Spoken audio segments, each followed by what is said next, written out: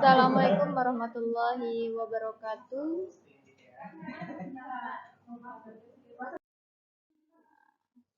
Masuk ke pembahasan ya mengenai bab pertama tentang sistem reproduksi manusia. Minggu sebelumnya saya sudah menugaskan kalian berupa ini ya, gambar untuk organ reproduksi laki-laki dan organ reproduksi perempuan. Bagian-bagiannya itu apa aja gitu.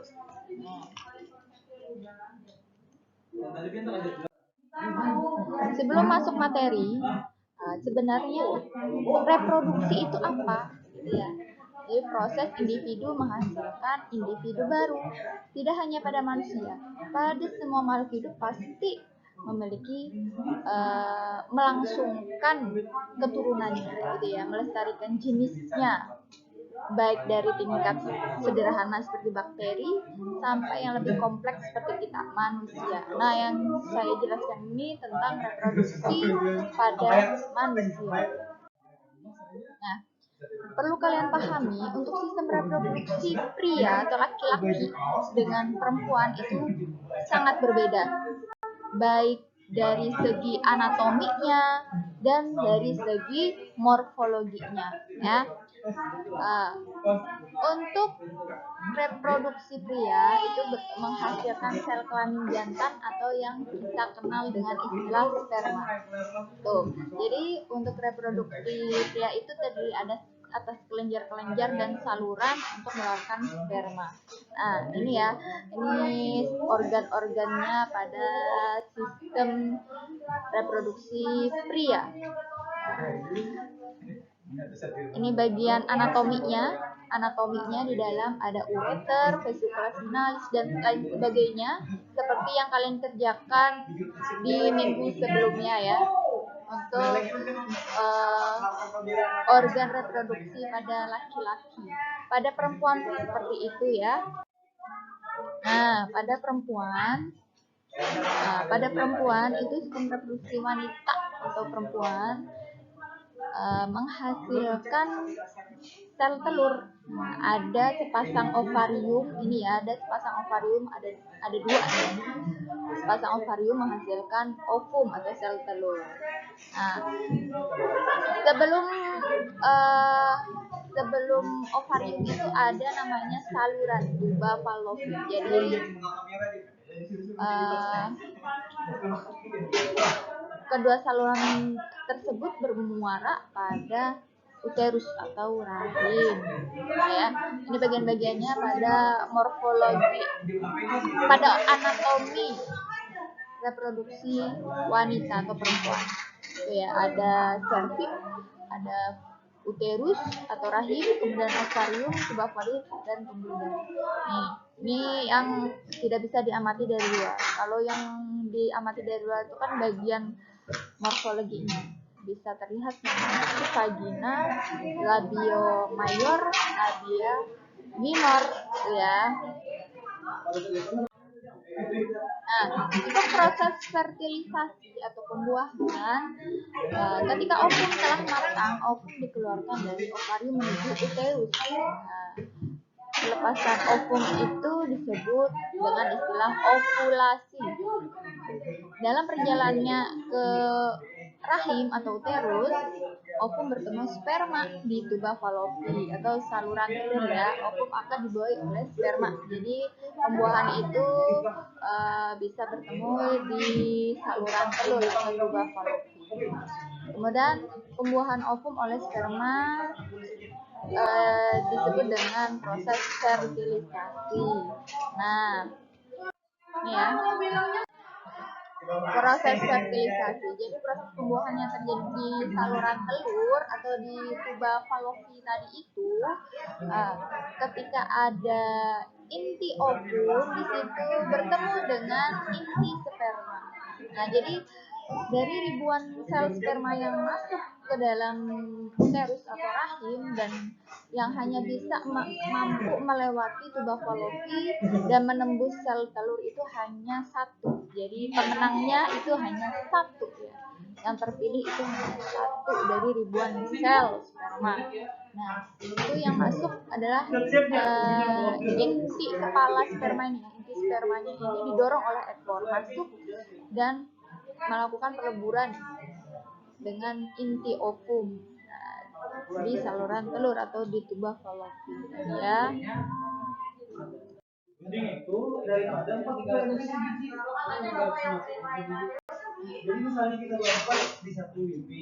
Kemudian untuk pertumbuhan dan perkembangan embrio ini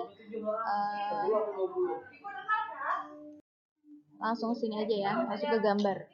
Nanti kalian juga akan saya kasih PowerPoint ini.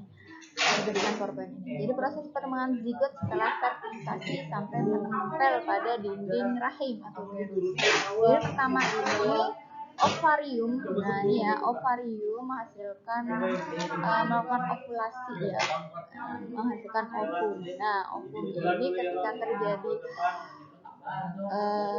ovum ini ketika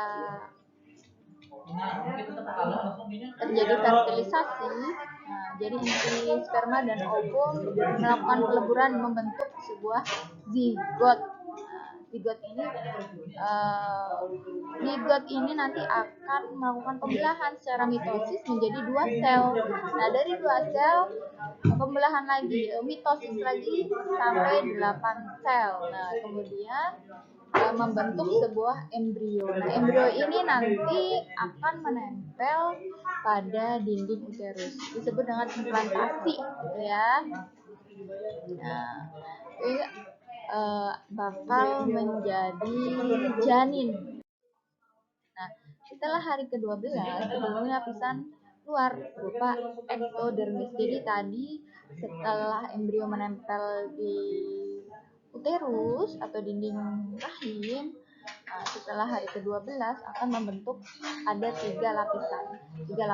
Ada lapisan luar atau ektodermis, kemudian ada lapisan dalam endodermis, kemudian ada lapisan tengah atau mesodermis. Jadi dari ketiga lapisan ini, blastosit ini, dari lapisan ketiga ini nanti akan membentuk organnya masing-masing. Nah, nanti saya kasih kalian berupa lembar kerja peserta didik ya, LKPD tentang lapisan ektodermis, endodermis, dan mesodermis ini membentuk organ apa aja di situ ya. Kalian beri keterangan membentuk apakah dari ektodermis itu membentuk mata atau dari endodermis itu membentuk jantung. Nah, seperti itu. Itu ketahuan dari 3 lapisan ini. Nanti ada videonya juga.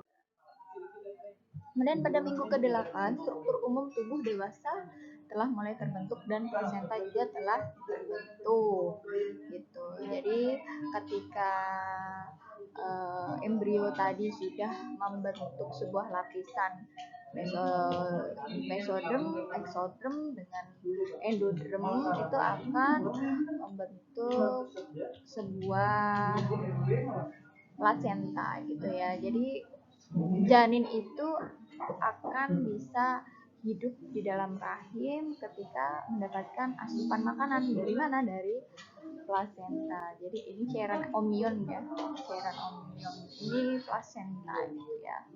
Amnion cairan plasentanya berada di sini ya.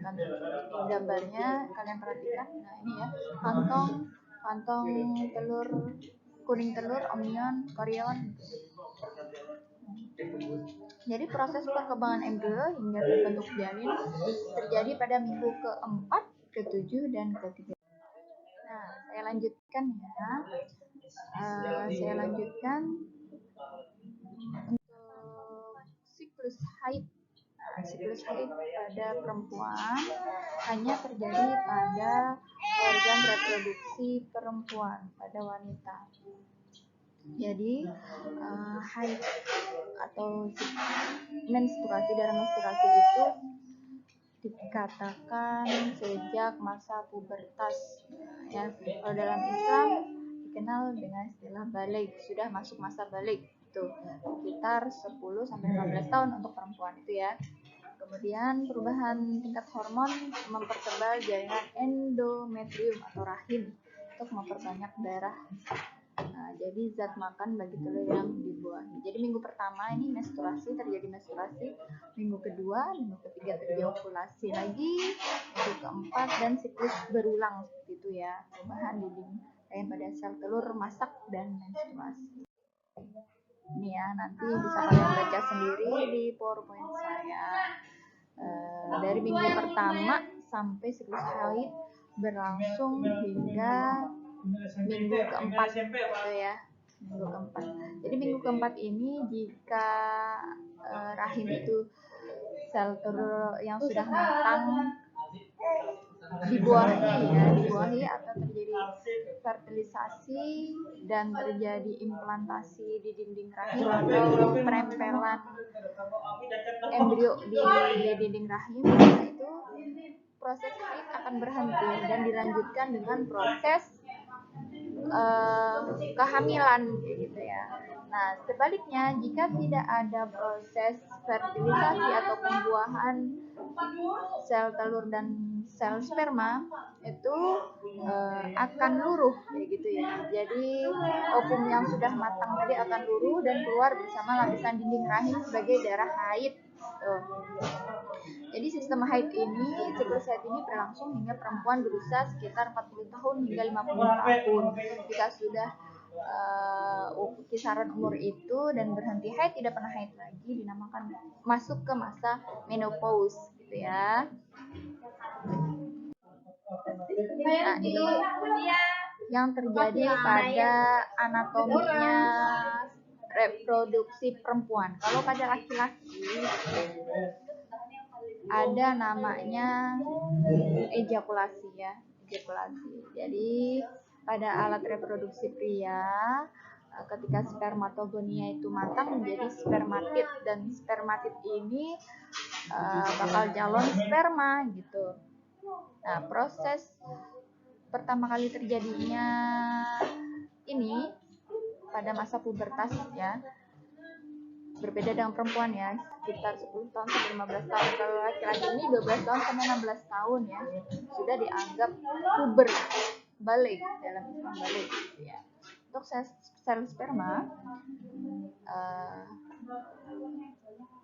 akan dikeluarkan dari tubuh pada saat ejakulasi. Nah, jadi ejakulasi itu sebenarnya apa?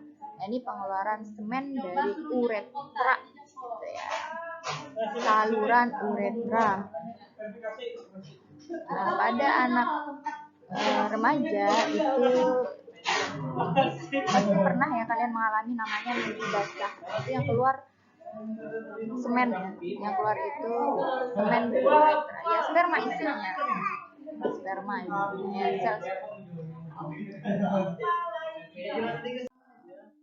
Nah, untuk kelainan dan penyakit pada sistem reproduksi manusia nanti saya akan jelaskan melalui Zoom, dan dari video ini bisa kalian tanyakan, diskusikan, dan kerjakan tugas praktikum ya yang saya buat tadi ya. Lapisan embrio ada 3, itu apa, dari lapisan 3 itu tadi akan membentuk sebuah organ apa gitu ya. Nah, itu nanti kita diskusikan melalui WA grup IPA. Terima kasih banyak atas perhatiannya. Saya tutup. Wassalamualaikum warahmatullahi wabarakatuh.